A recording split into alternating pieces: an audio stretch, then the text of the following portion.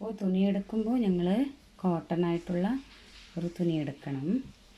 അപ്പോൾ നിങ്ങൾ first lining piece എന്ന് കിട്ടും ക്ലോത്ത് കടയിൽ, ട്രേഡിംഗ് സെൻറ്ററിൽ ഇത് ലൈനിങ് പീസ് എന്ന് കിട്ടും. ആ പീസിനെ മേടിച്ച് പഠിച്ചാൽ മതി, നിങ്ങൾക്ക് ഹെൽപ്ഫുള്ളാവും. അപ്പോൾ ഞാനിതൊരു ക്ലോത്ത് ഉണ്ട്, ഈ ക്ലോത്തിനെ ഇങ്ങനെ ഫോൾഡ് ചെയ്തു, ഇങ്ങനെ മടക്കി ഇതിനെ ഞങ്ങൾക്കിപ്പോൾ ഒരു ക്ലോത്തായി 2 ക്ലോത്ത് വേണം.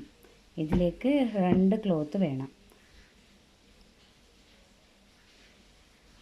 ഞാൻ നിങ്ങൾക്ക് 2 ഫോൾഡായിട്ട് കട്ടിങ് ചെയ്യാൻ കാണിക്കൂല.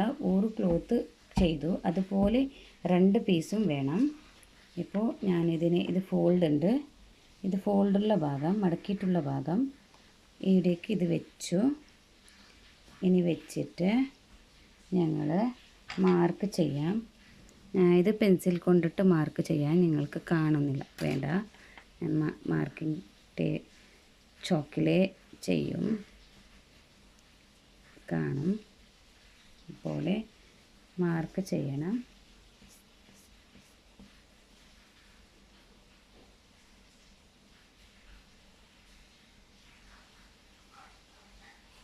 മാർക്ക് ചെയ്തു. ഇനി കട്ട് ചെയ്യാം.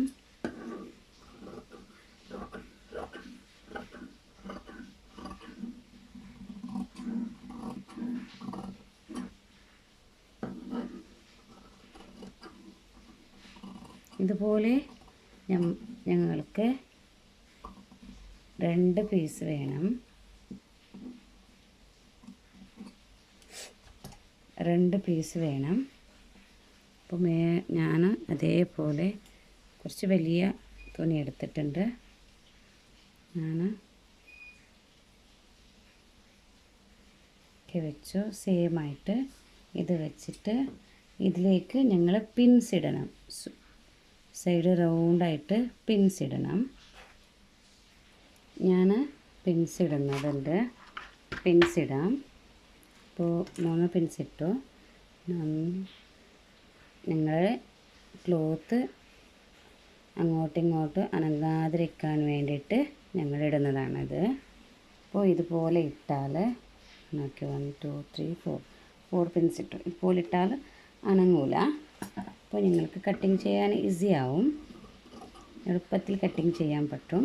അപ്പോൾ രണ്ടാമത് ആയിട്ട് കട്ടിങ് ചെയ്യാം. ഇത് കട്ടിങ് ചെയ്തു.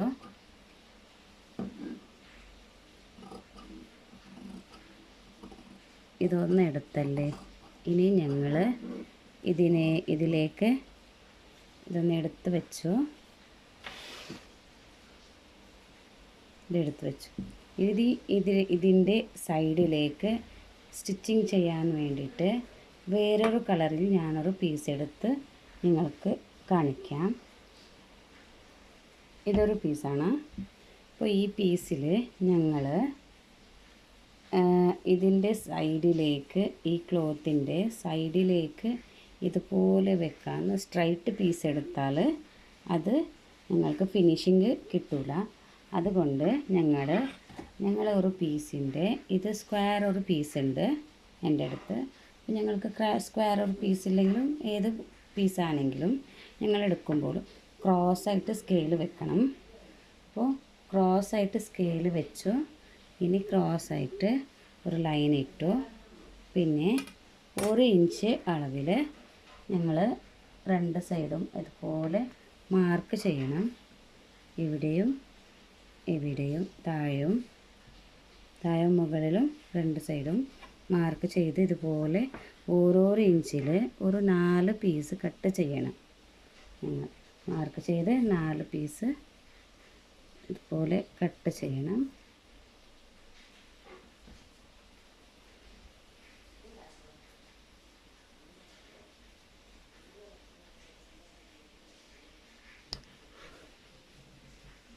വീഡിയോ ലെങ്ത്ത് കൂടും, അത് കൊണ്ടിട്ട് ഞാൻ സ്റ്റോപ്പാക്കി നോക്കാം.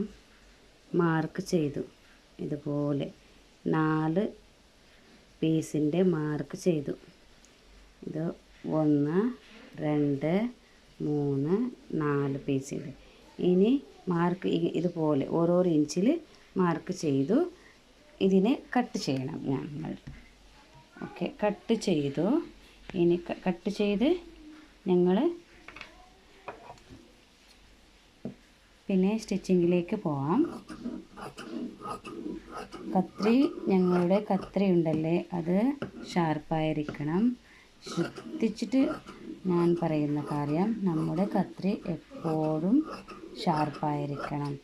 ഒരു ടൈലറാണെങ്കിൽ ആ ടൈലറിൻ്റെ മെയിൻ പാർട്ടാണ് നമ്മുടെ കത്രി.